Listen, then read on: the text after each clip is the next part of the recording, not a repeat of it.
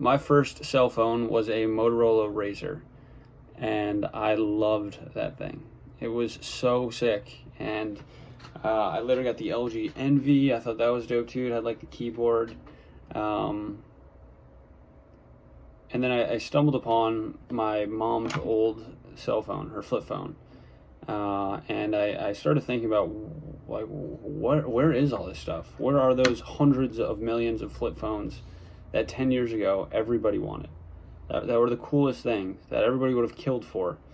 And now you can get buckets of them for just pennies.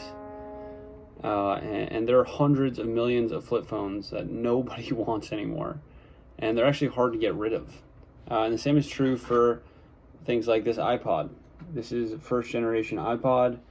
I just dug it up from underneath my bed. This thing was awesome. It's so cool. And now nobody cares about it.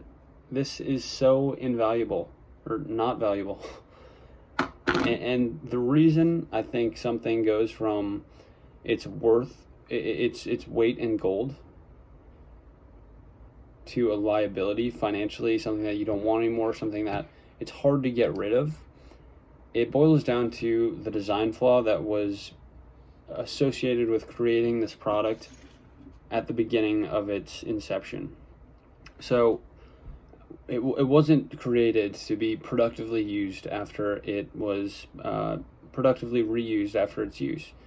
We're in a situation where we can get these things that we would pay hundreds of dollars for just 10 years ago, even some of these things like 7 years ago, and now nobody wants them. You couldn't pay me to give me these flip phones, and this waste is piled up everywhere. There's a lot of e-waste, and our economic model really hasn't been planned around these problems that we've ended up with.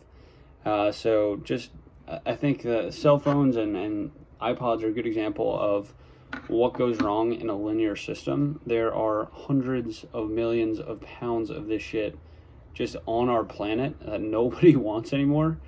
And it's part of we take resources, we make things that are supposed to be used for a couple of years, and then we just toss it into a landfill. Then nobody cares about it. We don't even think about it anymore.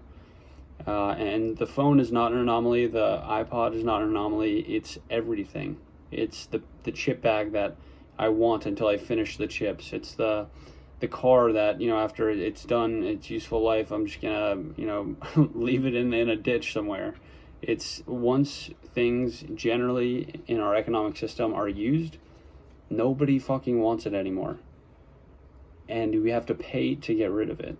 As opposed to if these things were designed knowing that they would at one point go out of commission and that there was an easy way to get any financial reward for it, or even just to take it off of our hands without having to pay for it, that is sort of what a circular economy would look like.